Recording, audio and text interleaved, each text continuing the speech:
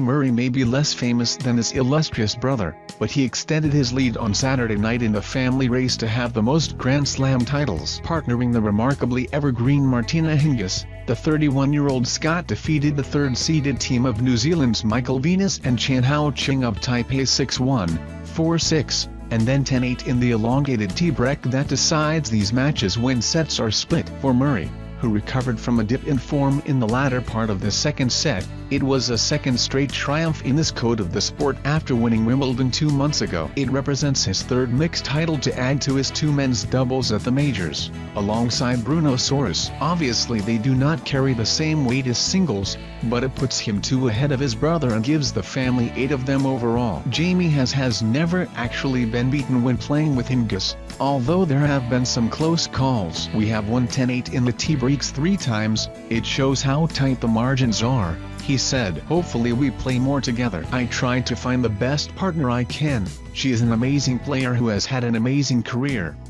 Staged 4 hours before Saturday night's women's final between Sloane Stephens and Madison Keys, it was not surprising that the vast Arthur Ashe Stadium was less than heavingly full. Mixed doubles is, however, a popular recreational form of the sport that attracts bigger audiences than the relative paucity of its prize money would suggest. Murray and Hingis were playing for a mere £58,000 each, which is around £2.7 million less than what the winner of the day's marquee match would receive. Murray afterwards expressed the hope that the popularity of mixed doubles might get the recognition of a long-delayed rise in the prize fund next year. "Obviously a lot of money has been pumped into the Grand Slams over the last few years, and people are making a lot more money than they used to, but a majority of that is going into the singles game," he said. "People talk about wanting to have more players in tennis making more money, not just the very top guys. Doubles is a huge part of tennis. I think that should be supported as well with some of these prize money increases." This was the first of 2 doubles finals for Hingis over the weekend,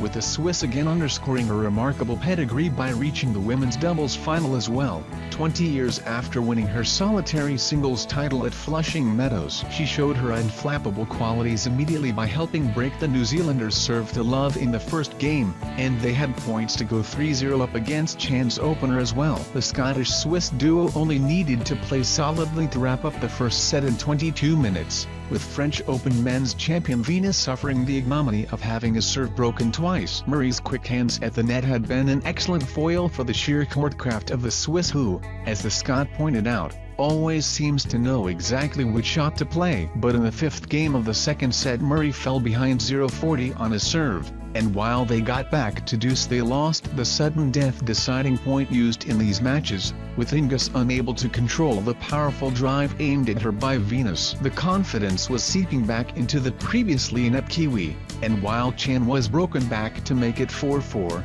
Murray's form was heading in the opposite direction. In the next game he was broken for a second time, sending in a double fault with his female opponent receiving on a point that would have put them 5-4 up. Instead they were broken, leading to the match tie-break. The top seeds were behind until nosing ahead for 7-6. At 7-8 Murray held 2 serves and on their first match point a superb backhand down the line from Hingis into the corner set up an easy put-away volley for the Scot to seal the title.